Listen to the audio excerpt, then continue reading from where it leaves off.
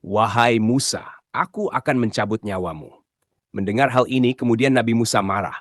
Lantas ia mendekati orang ini dan langsung menamparnya hingga kedua mata orang ini terlepas dari tempatnya.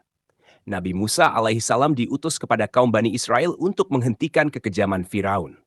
Kitab suci Taurat diturunkan di Bukit Tursina kepada Nabi Musa selama 40 hari. Dan Nabi Musa ini, teman-temanku, banyak diriwayatkan memiliki fisik yang sangat kuat melebihi manusia pada umumnya. Bahkan pernah ada kisah Nabi Musa ini pernah meninju pemuda Mesir dan langsung mati seketika dengan sekali pukulan. Namun kekuatan fisik dari Nabi Musa ini tak hanya sampai di situ saja. Bahkan Nabiullah Musa pernah di satu kisah memukul malaikat maut yang hendak mencabut nyawanya, sampai-sampai dari malaikat maut ini loncat saking kunaga dari Nabi Musa ini. Dan kisah ini merupakan kisah yang riwayatnya syahih menurut para ulama. Untuk itu, di video kali ini kita akan mengisahkan tentang ketika malaikat maut hendak mencabut nyawa Nabi Musa.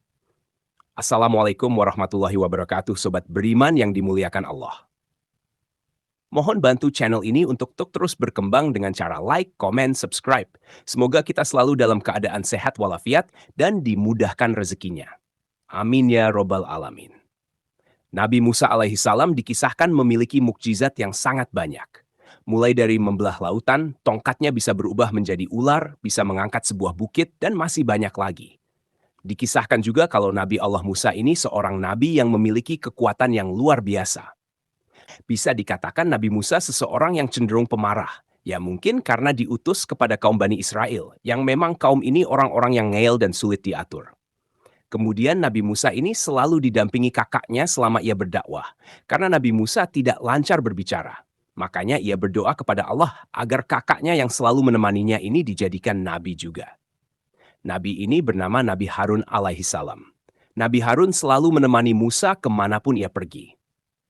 Nabi Harun inilah yang bertindak sebagai juru bicara dari Nabi Musa alaihissalam.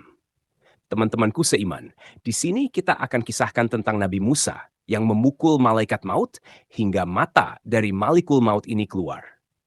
Kisahnya begini, teman-teman. Pada suatu hari, ketika Nabi Musa sedang berada di rumahnya, tiba-tiba ada seseorang datang dan langsung masuk ke dalam rumahnya tanpa orang ini memberi salam. Tiba-tiba orang ini berkata kepada Musa, "Wahai Musa, aku akan mencabut nyawamu." Mendengar hal ini, kemudian Nabi Musa marah, lantasnya mendekati orang ini, dan langsung menamparnya hingga kedua mata orang ini terlepas dari tempatnya. Begitu kuatnya tamparan dari tangan Nabi Musa ini, menyebabkan orang ini tersungkur jatuh. Padahal Nabi Musa tidak mengetahui bahwasanya orang yang datang ini adalah malaikat maut yang merubah wujudnya menjadi seorang laki-laki. Karena Musa tidak tahu bahwa yang datang ini malaikat dan laki-laki ini datang tanpa permisi, kemudian mengucapkan kalimat ancaman. Maka langsung saja saat itu Musa memukul orang ini. Jika Nabi Musa tahu bahwa pria ini malaikat, pastilah ia tidak akan menamparnya. Kita kembali lagi ke cerita ketika pria ini menerima tamparan dari Musa.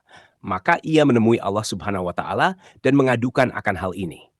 "Ya Rob, engkau mengutusku kepada seseorang hamba yang enggan untuk mati." Kemudian Allah mengembalikan mata malaikat yang terlepas itu seperti sedia kala. Dan Allah Subhanahu wa Ta'ala berfirman, "Kembalilah engkau kepada Musa.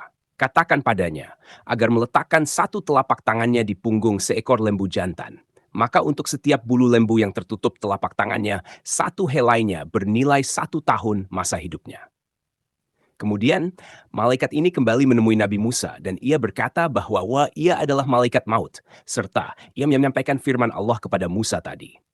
Namun Nabi Musa tidak mau melakukannya dan ia berkata, "Untuk bertemu dengan kekasihku, aku harus menunggu sekian lama lagi? Aku tidak mau. Cabutlah nyawaku sekarang. Kerjakan tugasmu, wahai malaikat maut." Dan ketika itu malaikat maut menjalankan tugasnya untuk mencabut ruh dari Nabi Musa alaihissalam, diikuti dengan Nabi Harun alam. Kemudian di akhir hidupnya Nabi Musa meminta satu permintaan kepada Allah. Dia ingin didekatkan dengan tanah suci, yaitu Baitul Maqdis di Syam atau yang kita kenal sebagai Al-Quds Palestina. Allah Subhanahu wa Ta'ala pun memenuhi keinginan utusannya itu, yakni mendekatkan Nabi Musa ke Baitul Maqdis dengan jarak selemparan batu saja. Jasad Nabi Musa pun dimakamkan di daerah tersebut.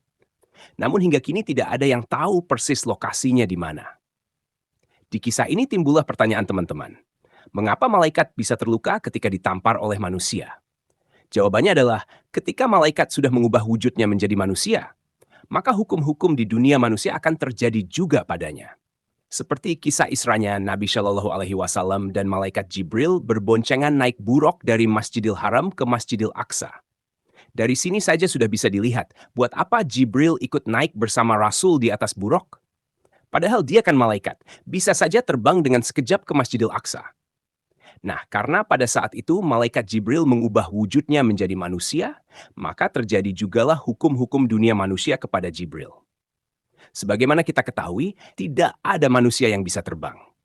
Al-Hafiz Ibnu Hajar menyebutkan beberapa bukti bahwa para nabi bisa saja tidak mengetahui malaikat yang datang kepadanya. Jadi, para nabi tidak bisa mengetahui itu malaikat bukan ketika malaikat merubah bentuknya menjadi manusia. Sama seperti kisah Nabi Ibrahim dan Nabi Luth ketika bertemu malaikat dalam bentuk manusia. Dulu ada malaikat yang datang menemui Nabi Ibrahim dan Nabi Luth dalam rupa manusia. Nabi Ibrahim dan Luth awalnya tidak mengenalnya. Andai Nabi Ibrahim tahu bahwa dua orang itu adalah malaikat, tentu Nabi Ibrahim tidak akan menyuguhkan makanan untuk mereka. Dan andai Nabi Luth tahu bahwa itu adalah malaikat, tentu Nabi Luth tidak perlu mengkhawatirkan mereka dari kejahatan kaumnya. Intinya kita wajib menerima kebenaran akan peristiwa ini. Wallahu alam bisyawab. Jadi itulah kisah ketika malaikat maut hendak mencabut nyawa Nabi Musa. Semoga kisah ini bermanfaat. Lebih dan kurangnya mohon dimaafkan. Yang benar datangnya dari Allah Subhanahu wa taala, khilaf ataupun keliru itu datangnya dari saya pribadi sebagai manusia biasa. Sampai ketemu di kisah-kisah seru yang penuh makna selanjutnya. Saya akhiri. Wassalamualaikum warahmatullahi wabarakatuh.